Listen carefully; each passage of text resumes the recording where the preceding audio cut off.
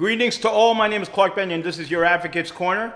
Thank you all for joining us today, and we welcome our new viewers from Yonkers, Harrison, and Port Chester, New York. We're seen on Roku Live, on Fire TV, Google TV, Amazon TV, lahoratv.com, and Stream One TV. We are also seen in the 5 boroughs of Manhattan. We're doing big things. We're spreading the word. For those that haven't been heard, we're going to make sure you're heard today. The issue of Rikers Island is hitting the press, is hitting newspapers, is hitting all the elected officials that are writing letters saying that there's a humanitarian crisis on Rikers Island. We received reports that the federal monitor himself submits letters calling for outside help at Rikers Island. The men and women of the Department of Corrections are looking more like mixed martial arts fighters than correction officers, professional law enforcement officers, because they're being assaulted by inmates daily. Unacceptable it is. And to discuss this today, we're going to get the inside look from our guests. We are joined by the president of the Correction Captains Association, Patrick Ferraiuolo. Mr. President. Hello, how are you? Thanks for having me on. Oh, great to have you. This is exploding in the press. I know you've seen it. I know you're on top of it. I have a letter right here, Mr. President. Humanitarian crisis on Rikers Island. A letter put out by Assembly Member Jessica Gonzalez Rojas. Yes. What say you, sir? Well, I say that, we've been talking about the problems on Rikers Island for a while, and the blame falls on the mayor of the city of New York.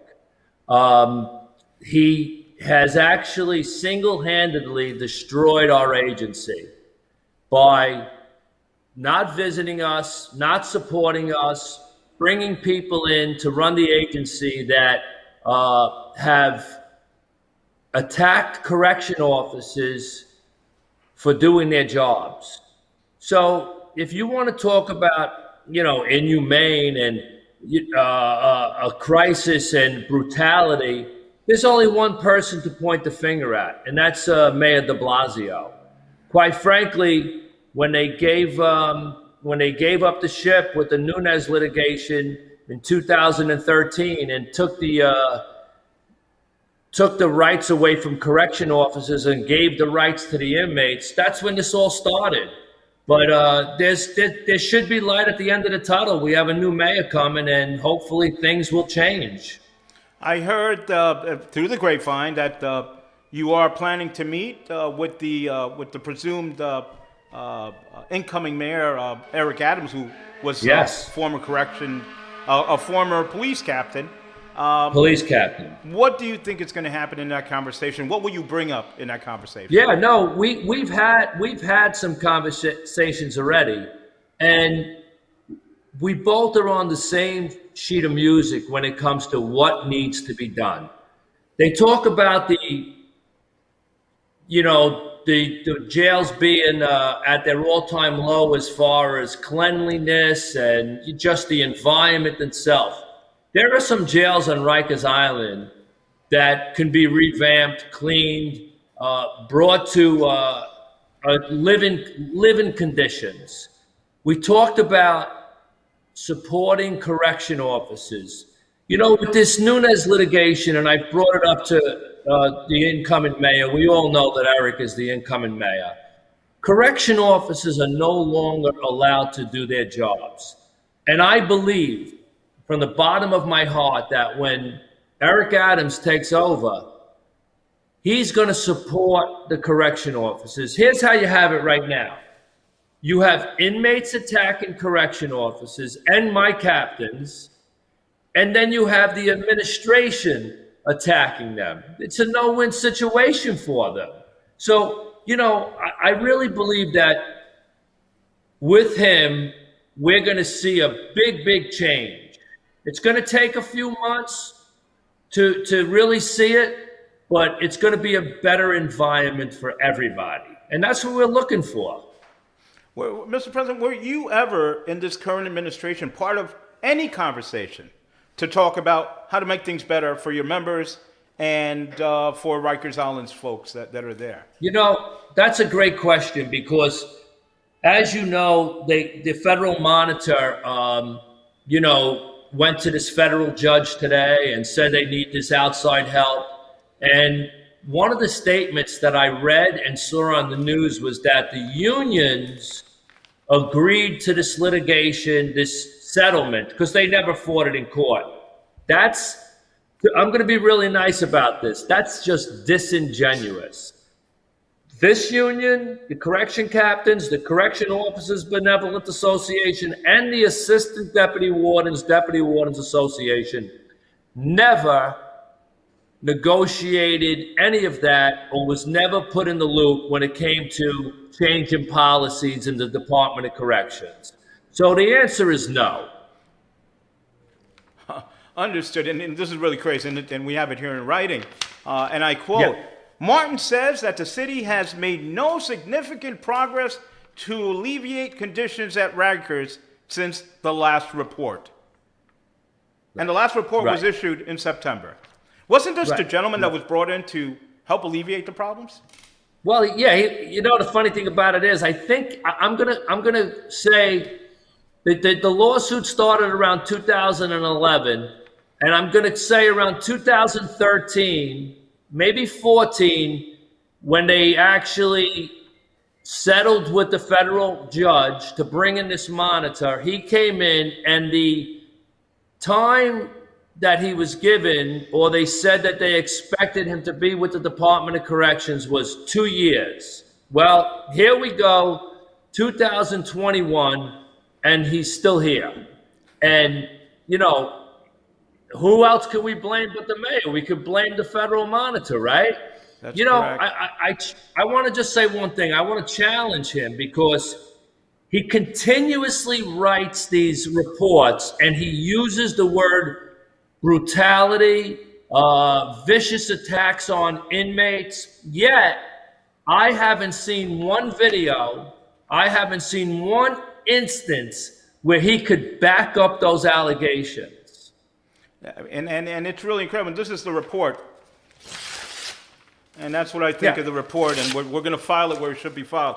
Yeah, Mr. look what you're looking at. Is that an inmate or is that a correction officer? That's a correction officer. These are correction officers. And that's a correction officer. And that we're showing only correction officers. And I know. Go ahead, Mr. President. No, and that's my point. You see videos on a regular basis of correction officers attacked, viciously attacked. And you know what is so sickening about this? They get attacked and they go to defend themselves. And if they're able to win the battle, they get written up because all of a sudden it's called excessive force. If it's where they stop the attack and they're out of uniform because they might not have had their tie clasped on right, or they might have a pair of white socks on, they get written up because you did a great job because you got attacked, but you had white socks on, so we're going to give you a memorandum of complaint, which is a formal charge, and then they want 50, 60 days, put them on probation. Why do you think correction officers are sick? They're sick and tired of being abused. Now, I know a lot of correction officers are leaving the job. Some are going to other agencies. But also, I know that they want to hire more correction officers. How is that hiring effort going to be possible with all this nonsense going on against the members of service? Yeah, another great question. Obviously, we know the economy. There are men and women out there that need work, right? And, there was a very short time ago where coming in the Department of Corrections was a good livelihood. You fed your family, you sent your kids to college, you got a decent pension, good benefits.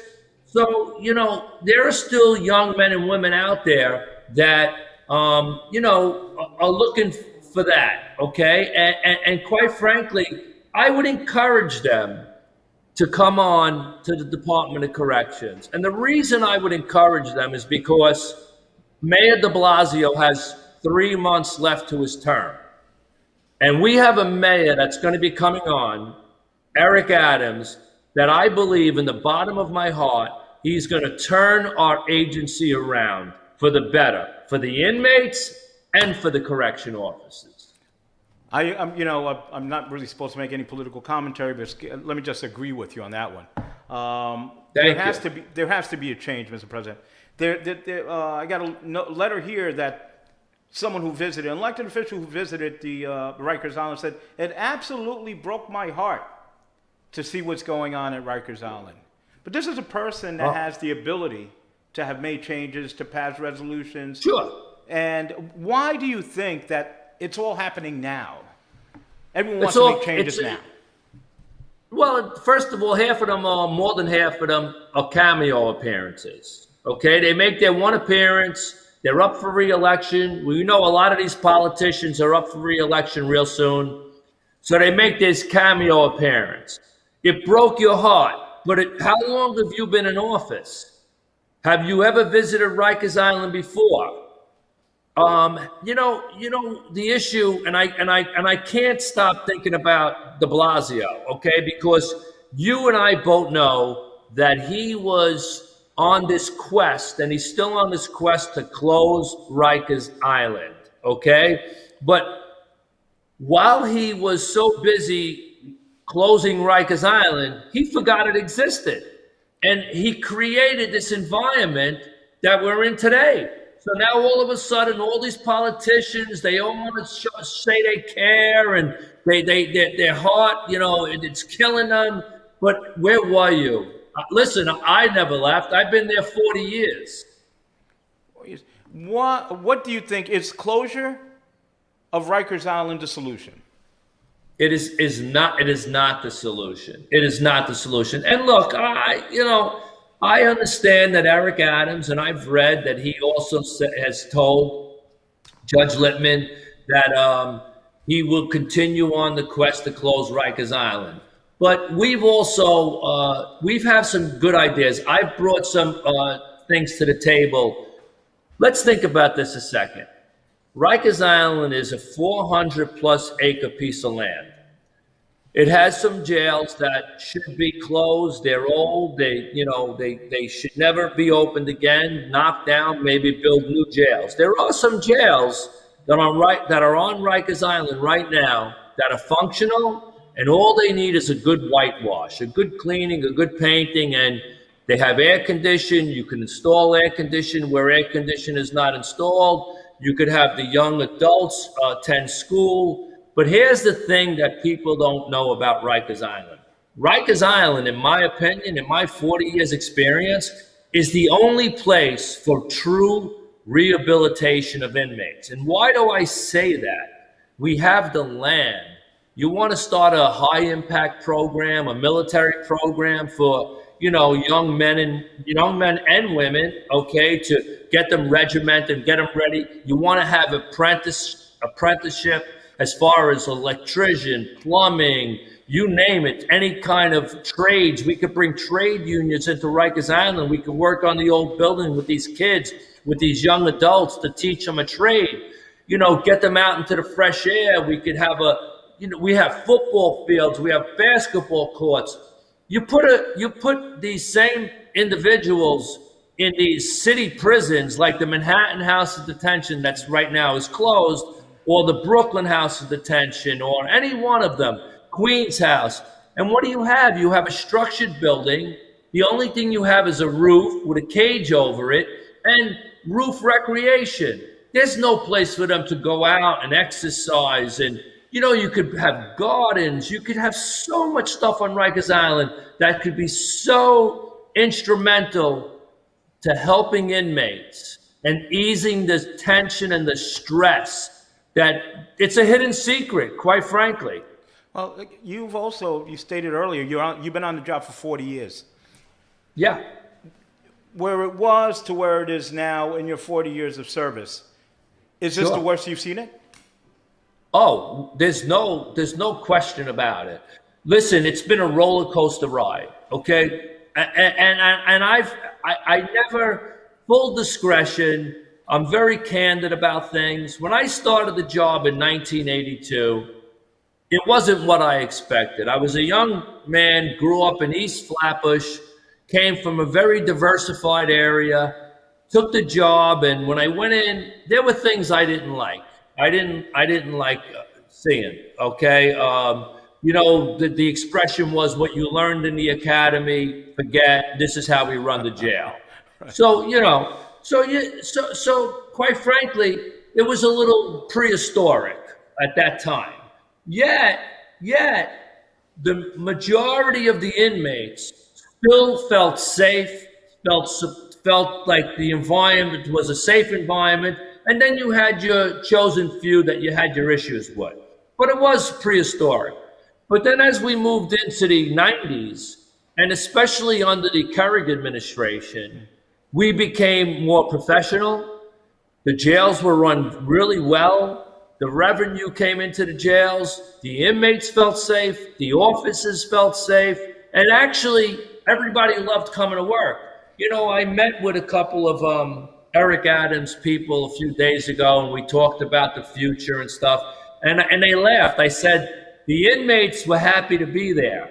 And they said, how could the inmates be happy to be there? I said, because you know what? They committed a crime. They were waiting trial, but they weren't abused. They were never abused. It's care, custody, and control of an inmate.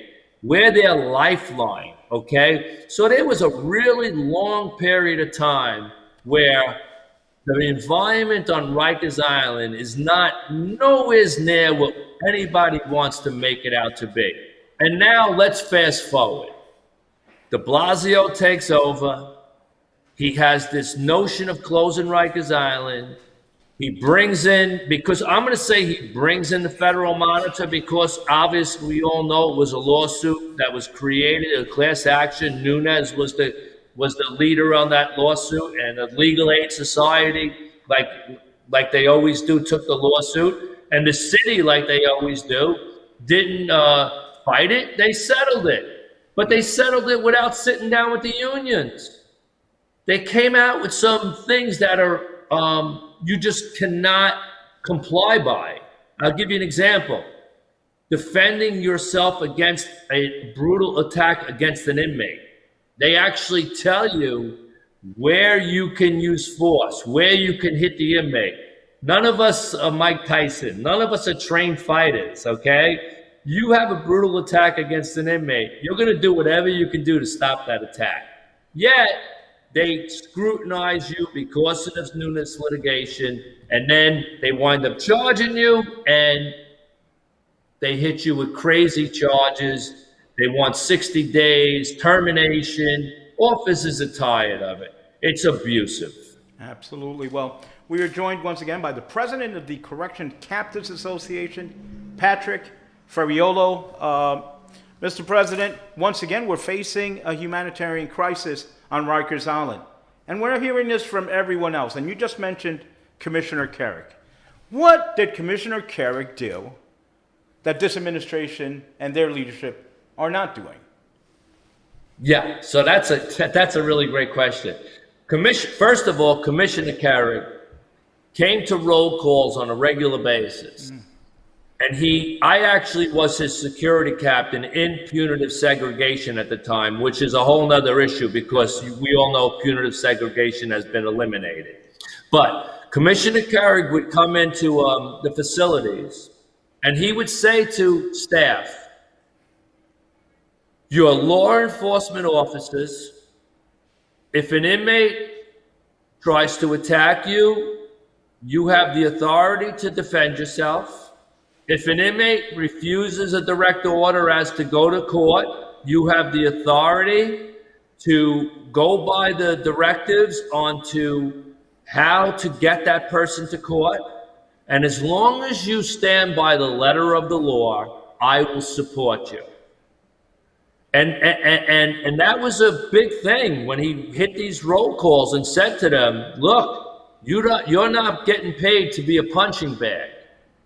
And he supported that. And there were times where we had to go. I would have to go to him as a union leader. At the time, I was the second vice or the first vice president of the union, whatever I was at the time.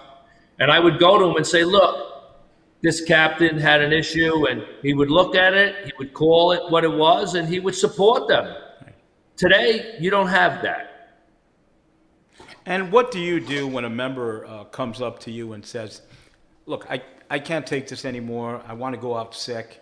And I know you've been on the job for 40 years, so you know what they're feeling. Right. What do you tell them? Right. Well, I remind the newspapers and the press has been saying that that the officers and the captains are abusing the sick leave because we have unlimited sick. First of all, that's not true.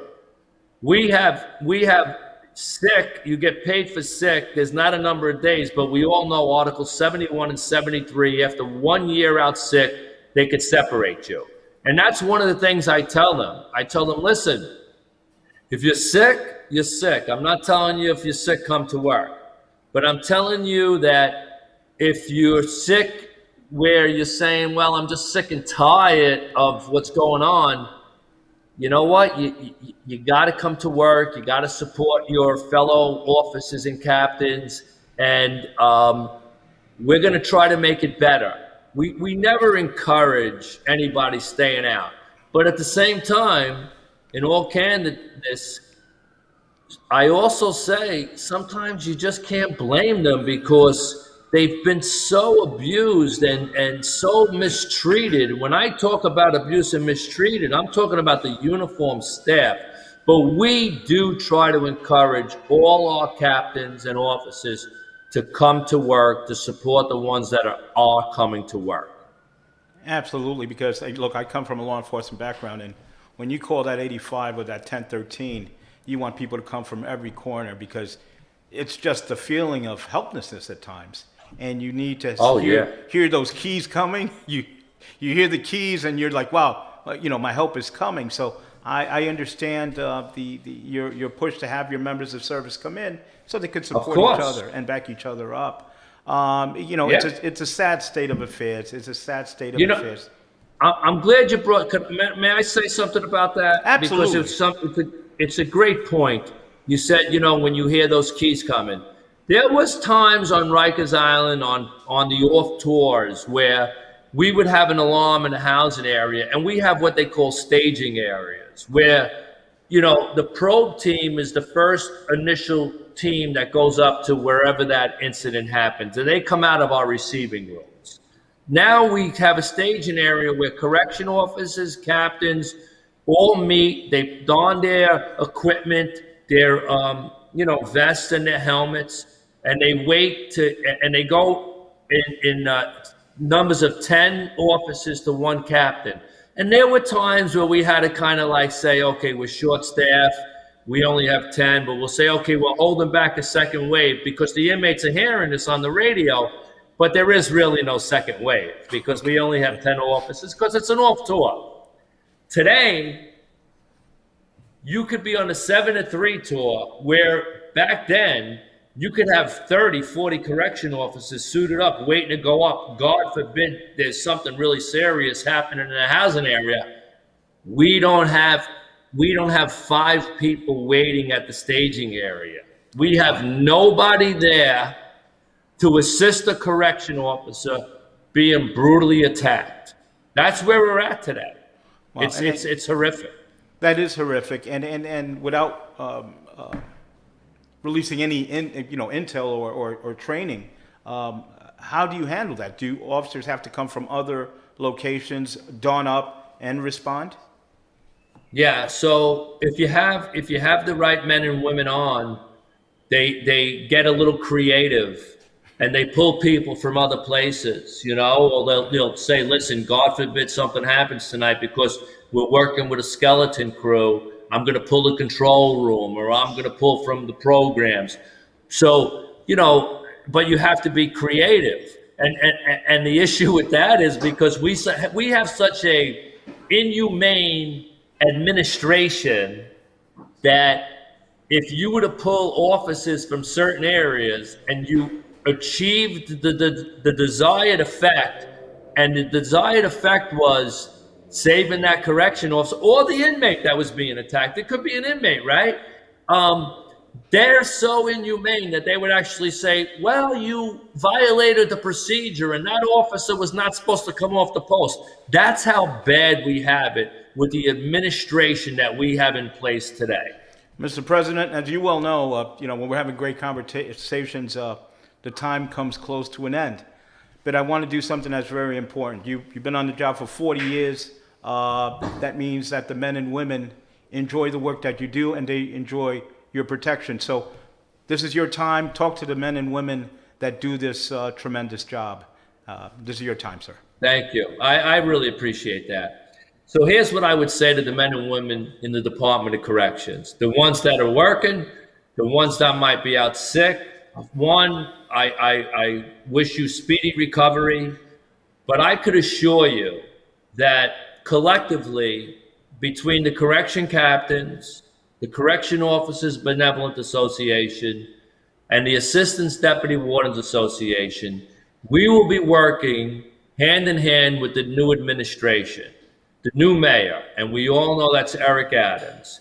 And we promise you that together we will unite and we will make sure that the environment changes for you, that you're not scrutinized, that you're supported, and that it's going to come down to where you're going to be happy to come to work and feel safe to come to work. That's my promise to you.